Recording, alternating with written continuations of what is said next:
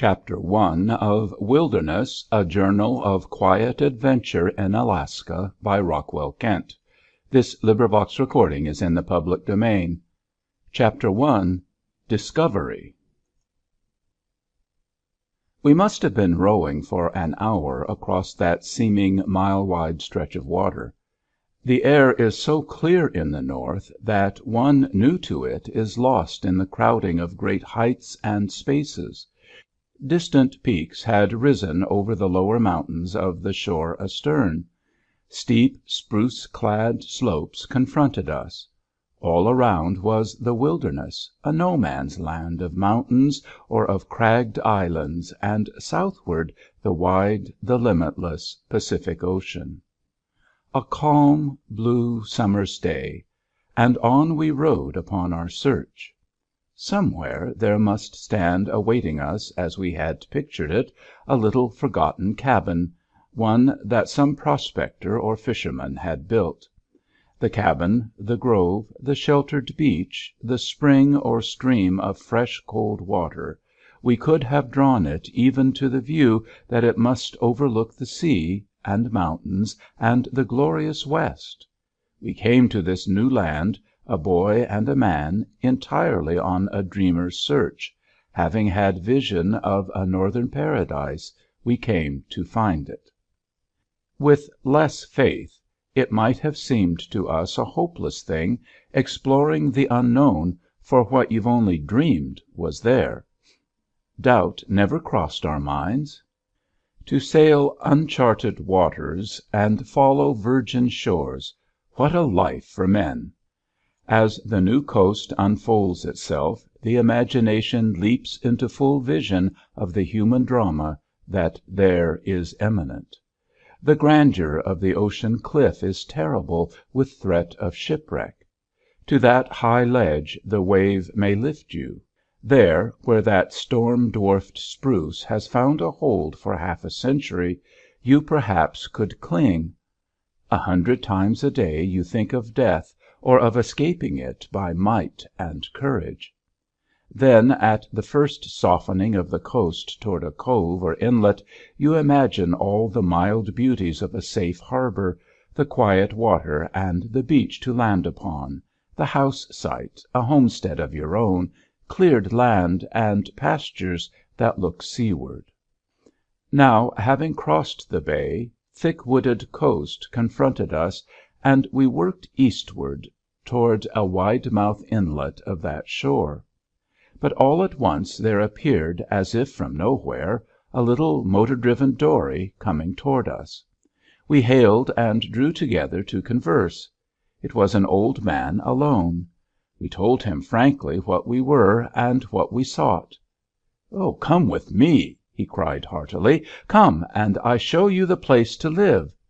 And he pointed oceanward, where, straight in the path of the sun, stood the huge, dark mountain mass of an island. Then, seizing upon our line, he towed us with him to the south. The gentle breeze came up. With prow high in the air, we spanked the wavelets, and the glistening spray flew over us. On we went, straight at the dazzling sun, and we laughed to think that we were being carried we knew not where. And all the while the strange old man spoke never a word, nor turned his head, driving us on as if he feared we might demand to be unloosed. At last his island towered above us. It was truly sheer-sided and immense, and, for all we could discover, harborless, till in a moment, rounding the great headland of its northern end, the crescent arms of the harbor were about us, and we were there. What a scene! Twin lofty mountain masses flanked the entrance, and from the back of these the land dipped downwards, like a hammock swung between them, its lowest point behind the center of the crescent. A clean and smooth, dark-pebbled beach went all around the bay, the tide-line marked with driftwood, gleaming, bleached bones of trees, fantastic roots, and worn and shredded trunks. Above the beach a band of brilliant green, and then the deep black spaces of the forest. So huge was the scale of all of this that for some time we looked in vain for any habitation, at last incredulously seeing what we had taken to be boulders assume the form of cabins. The dories grounded, and we leapt ashore, and followed up the beach on to the level ground, seeing and wondering with beating hearts, and crying all the time to ourselves, "It isn't possible! It isn't real!" There was a green grass lawn beneath our feet, extending on one side under an orchard of neatly pruned alders to the mountain's base, and on the other into the forest or along the shore. In the midst of the clearing stood the old man's cabin. He led us into it. One little room, neat and comfortable, 2 windows, south and west, with a warm sun streaming through them, a stove, a table by the window with dishes piled neatly on it, some shelves of food and one of books and papers, a bunk with gaily striped blankets, boots, guns, tools, tobacco boxes, a ladder to the storeroom in the loft, and the old man himself, a Swede, short, round, and sturdy, head bald as though with a priestly tonsure, high cheekbones and broad face, full lips, a sensitive small chin, and his little eyes sparkled with good humor. "Look, this is all mine," he was saying. "You can live here with me and Nanny," for by this time not only had the milk goat Nanny entered, but a whole family of foolish faced Angoras, father, mother, and child, nosed among us or overturning what they could in search of food. He took us to the fox corral a few yards from the house. There were the blues in its far corner eyeing us askance. We saw the old goat cabin built of logs, and were told of a newer one, an unused one down the shore and deeper in the woods. "But come," he said with pride, "I show you my location notice. I have done it all in the proper way, and I will get my title from Washington soon. I have staked 50 acres. It is all described in the notice I have posted, and I would like to see anybody get that away from me." By now we had reached the great spruce tree to whose trunk he had affixed a sort of roofed tablet or shrine to house the precious document. But, look! The tablet was bare.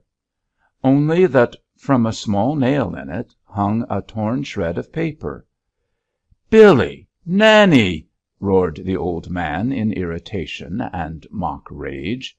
And he shook his fist at the foolish-looking culprits who regarded us this time, wisely, from a distance. "And now come to the lake." We went down an avenue through the tall spruce trees. The sun flecked our path and fired here and there a flame-colored mushroom that blazed in the forest gloom. Right and left we saw deep vistas, and straight ahead a broad and sunlit space, a valley between hills. There lay the lake. It was a real lake, broad and clean, of many acres in extent, and the whole mountain side lay mirrored in it with the purple zenith sky at our feet. Not a breath disturbed the surface, not a ripple broke along the pebbly beach. It was dead silent here, but for maybe the far-off sound of surf, and without motion, but that high aloft 2 eagles soared with steady wings, searching the mountain tops. Ah, supreme moment! These are the times in life when nothing happens, but in quietness the soul expands. Time pressed, and we turned back. "Show us that other cabin. We must go." The old man took us by a short cut to the cabin he had spoken of. It stood in a darkly shadowed clearing, a log cabin of ample size with a small doorway that you stooped to enter. Inside was dark but for a little opening to the west. There were the stalls for goats, coops for some Belgian hares he had once kept, a tin whirligig for squirrels hanging in the gable peak, and underfoot a shaky floor covered with filth. But I knew what the cabin might become. I saw it once and said, "This is the place we'll live." And then, returning to our boat, we shook hands on this great, quick finding of the things we'd sought, and, since we could not stay then as he begged us to, promised a speedy return with all our household goods. "Olson's my name," he said. "I need you here. We'll make a go of it." The south wind had risen and the whitecaps flew. We crossed the bay pulling lustily for very joy. Reaching the other shore, we saw, too late, crossing the bay in search of us, the small white sail of the party that had brought us part way from the town. So we turned and followed them until at last we met, to their relief and the great satisfaction of our tired arms. Chapter 2